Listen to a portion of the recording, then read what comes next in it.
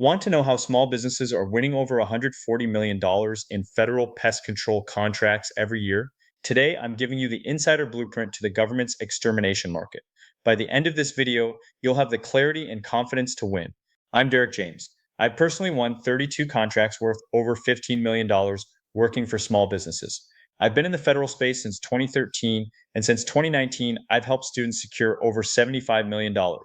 Before we dive into the data, I want to mention I've created a free learning hub where you can continue this journey. I'll share exactly where that is at the end of the video, so stay tuned. Now, let's talk about who is spending the most money. The Department of Defense is your number one customer. They manage thousands of facilities globally. Within the DoD, the Army and Navy represent the bulk of the requirements, covering everything from barracks to specialized agricultural washes for returning equipment. These aren't small jobs. We're talking about comprehensive pest mitigation for massive housing complexes, dining facilities, and warehouses. The scale is huge, but the opportunities for small businesses as prime contractors are even bigger. Next is the Department of Veterans Affairs. The VA is a primary driver because of its extensive hospital network. Clinical environments require a much higher standard of integrated pest management to protect vulnerable patient populations. But it goes deeper. You'll often need OSHA safety training, and if you're working in a VA hospital, you must comply with Joint Commission standards for healthcare environments. Being compliant isn't optional, it's your ticket to the game. Then you have the GSA, the federal landlord for courthouses and office buildings, and the Department of the Interior, which focuses on national parks and monuments. They all have unique pest challenges, from standard rodents to specialized wildlife management. Let's talk NAICS codes. You need to know your numbers. The primary code is 561710 for exterminating and pest control services. The small business size standard here is $17.5 million in annual receipts. But don't stop there. You should also be tracking product service code S207 for insect and rodent control. When you combine these in your sam.gov searches, you'll see the full picture of what the government is buying right now. Are there adjacent codes? Absolutely. NAICS 561210 for facility support services is a big one. Many massive base maintenance contracts are awarded under this code, and that's where the subcontracting gold is hidden. Large facility management firms often don't do pest control themselves. They look for reliable, certified small business partners to handle that portion of the work. This is a perfect entry point if you aren't ready to be a prime contractor yet.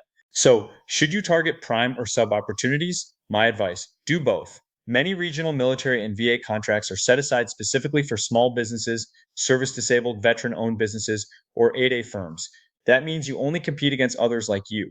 When a contract is set aside for small businesses, the playing field is leveled. You aren't competing with the global giants, you're competing on your technical ability and your pricing. It's the best way to build your past performance. What does a typical scope of work look like? Like I said, it's not just spraying. The government is moving toward integrated pest management, or IPM. This is a comprehensive approach that emphasizes prevention and monitoring over just chemical use. The scope will usually include routine monthly inspections, emergency response times, often within 2 to 4 hours, for stinging insects or bedbugs, and detailed digital reporting. They want to know exactly what you did, where you did it, and what chemicals you used. Are these contracts recurring? Yes, the government loves stability. Most pest control contracts are set up as a base year with 4 option years. That means if you do a good job, you could have 5 years of guaranteed recurring revenue for your business. Think about what that does for your business planning.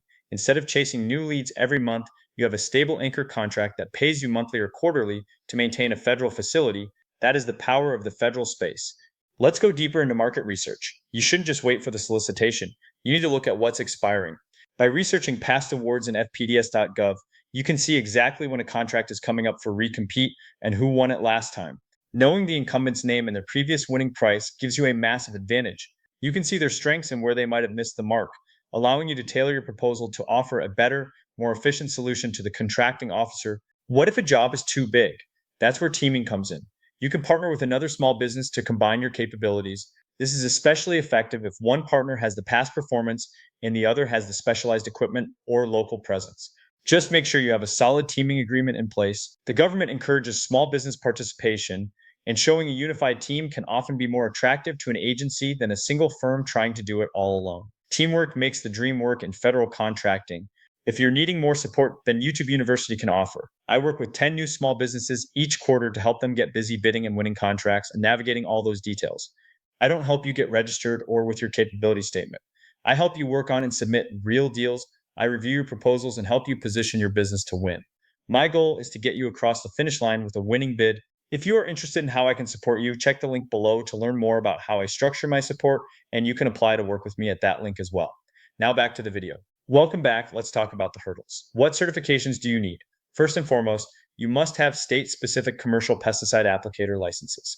The federal government will not allow you on site without them, but it goes deeper. You'll often need OSHA safety training, and if you're working in a VA hospital, you must comply with Joint Commission standards for healthcare environments.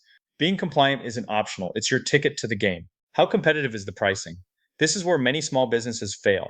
Many pest control contracts are awarded as lowest price technically acceptable, or LPTA.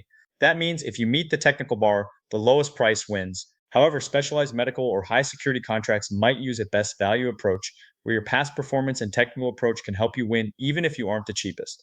You must understand which model the contracting officer is using before you bid. The biggest mistake I see: underbidding. Vendors forget to account for the digital reporting requirements, the emergency response windows, or the cost of specialized chemicals required by the agency. These hidden costs will eat your profit if you aren't careful. Another mistake is overpromising on response times. If the contract says you must be there in 2 hours for a stinging insect nest and your closest tech is 4 hours away, you are setting yourself up for a cure notice. Be realistic with your logistics. Where are the opportunities? Follow the federal footprint. States with massive military installations like Texas, California, Florida, and Virginia are always releasing pest control deals. But don't overlook the smaller remote installations. Remote border stations, national cemeteries, and administrative buildings in every state need these services. Sometimes, the less glamorous locations have less competition, making them the perfect place for a small business to secure a win. What happens if you lose? Don't just walk away, request a debrief. The contracting officer is required to tell you why you didn't win. This is some of the most valuable feedback you will ever get.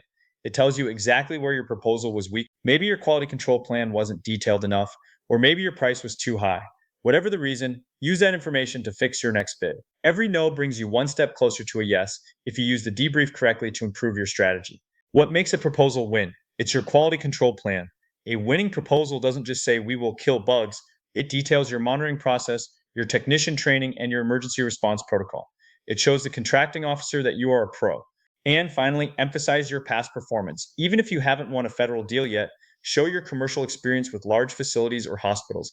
Bridge the gap and show them that you can handle the scale and the complexity they require. Value is proven through performance. Once you win that first contract, don't stop. Use it as a springboard. Federal contracting is a relationship business. Use your performance rating, your CPARs, to win the next deal. One small win can lead to a multi-million-dollar portfolio in just a few years.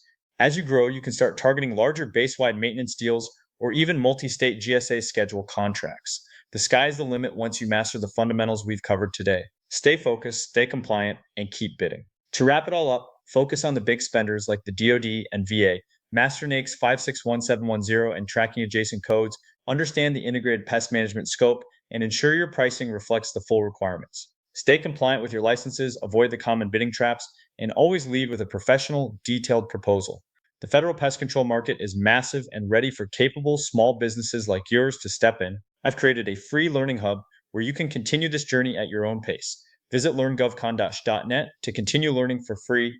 Everything we discussed today and more is available there. I'm Derek James, and I'll see you in the next video.